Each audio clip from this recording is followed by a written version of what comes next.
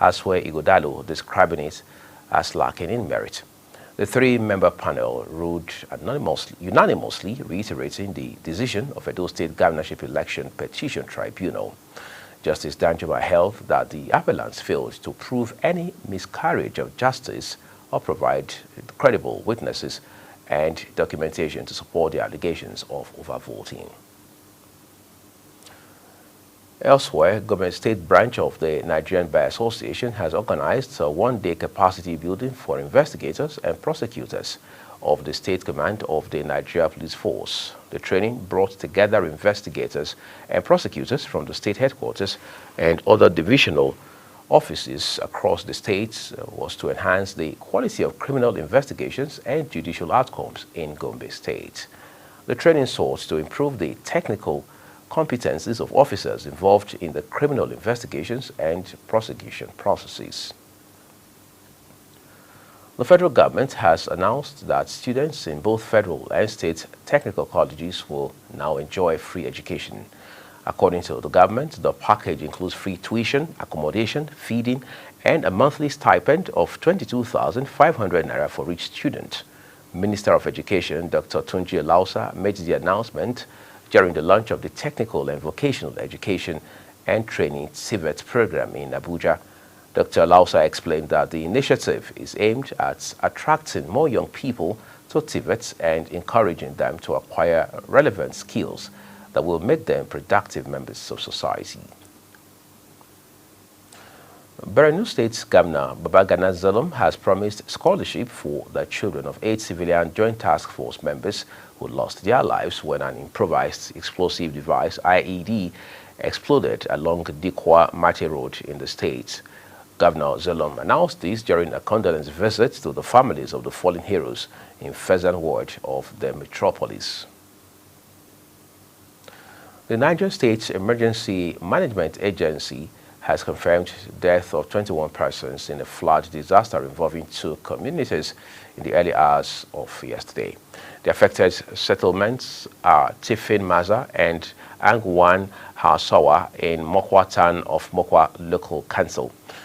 The sad incident occurred during a heavy downpour that lasted several hours. The agency, in a statement by its Director General, Abdullahi Baba Ara, said the surging flood waters submerged and washed away over 50 homes with their occupants. The Nigeria Governors Forum has commiserated with Niger State government on the flood which has claimed many lives in the Mokwa local government area of the state. In a statement signed by the Nigeria Governors Forum Chairman Abdul Rahman Abdul Razak, the forum says it was shocked by the magnitude of the flood which has claimed many lives and property in the community. However, it commiserated with Governor Usman Bago, the government, and the people of the state for the loss of lives and property. The Nigeria Center for Disease Control and Prevention has reported a total of 366 deaths from Lassa fever and meningitis in the country, highlighting the continued public health challenge posed by these diseases. From January 1 to May 18, 2025, the NDDC confirmed 733 cases of Lassa fever from 5,118 suspected infections across 18 states and 95 local government areas. Within the same period, the country recorded 141 Lassa fever-related deaths, representing a case of fatality rate of 19.2%. This is Global Television, and you're watching the live broadcast of News Prime with Uyi Agumofwegbe. When the rest of the news returns shortly, President Tinubu hails Ogun for hosting World Class Sports Festival. We have those details for you, plus business and foreign stories on the other side of this break. Please stay with us.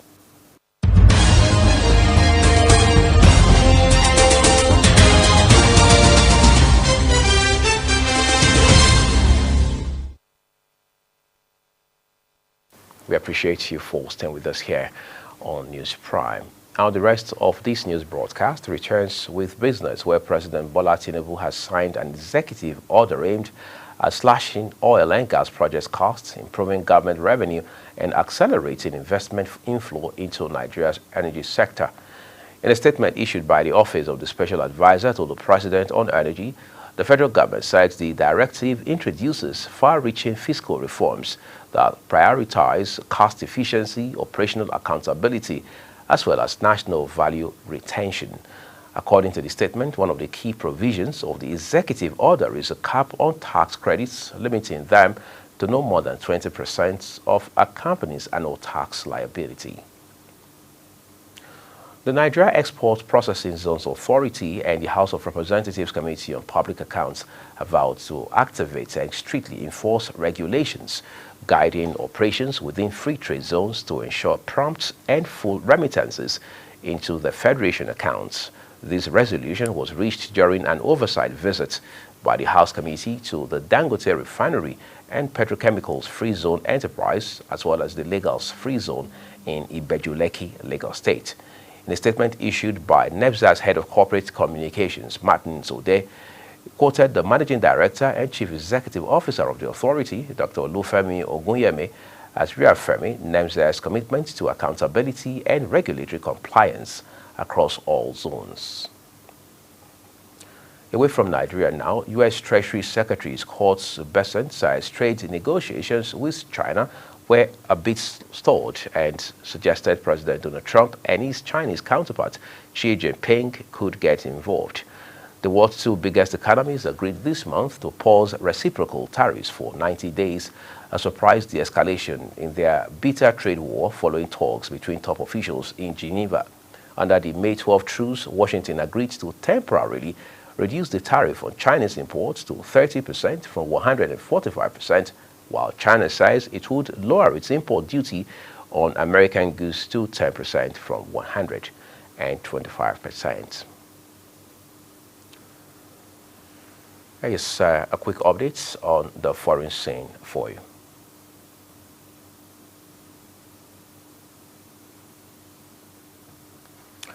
We'll bring you those details later, but let's turn to sports for you in the meantime. Real Madrid have officially announced the signing of England international Trent Alexander-Arnold from Liverpool on a 6-year contract. The agreement reached between both clubs will see the 26-year-old defender remain with the Spanish side from June 1, 2025 to June 30, 2031. Alexander-Arnold arrives at Santiago Bernabeu after a highly successful spell with Liverpool, where he won 9 major trophies. His honors with the Reds include 1 UEFA Champions League, 1 UEFA Club World Cup and UEFA Super Cup, 2 Premier League titles, 1 FA Cup, 2 EFL Cups and 1 FA Community Shield. Now let's talk boxing. Anthony Joshua is edging closer to a return to the ring with talks underway for a 2-fight deal that could begin later this year in Saudi Arabia. The 35-year-old former heavyweight champion has been out of action in 2024 following elbow surgery, which was successfully completed in May. Despite his absence from the ring, Joshua has been actively planning his comeback behind the scenes. Earlier this month, Joshua revealed in an interview with ESPN Mexico that he was targeting a December return dependent on his recovery. Now, momentum is building around a potential deal with Saudi Arabia's Riyadh season to stage his comeback. That's all we have for you tonight on the news, but let's wrap it up with a recap of some of our big stories. Minister of the Federal Capital Territory, Nyesom Wike, has pledged to implement extensive reforms in the transport sector as part of enhanced security measures within the FCT. In business, President Bola Tinubu has signed an executive order aimed at slashing oil and gas projects costs, improving government revenue, and accelerating investment inflow into Nigeria's oil sector. And on the foreign scene, John Kelly, the acting U.S. representative at the UN Security Council, has warned Russia his country could step back from mediating efforts to end the conflict with Ukraine if it refuses to take the deal being offered. And finally, in sports tonight, we told you Real Madrid have officially announced the signing of England international Trent Alexander-Arnold from Liverpool on a 6-year contract. And that's your Global TV News Prime tonight. A quick reminder that Global Television is on DSTV channel 365 and Star Times 276. Kindly follow us across all social media platforms now showing on your screen, including at Global TV NG. You can download the Global TV Nigeria mobile app for Android and iOS devices across their respective stores to keep track of our 247 broadcast. On behalf of my colleagues who have made tonight's news broadcasts a reality, I'm Uyag Mofogbe saying thank you for watching and have a big weekend ahead of you.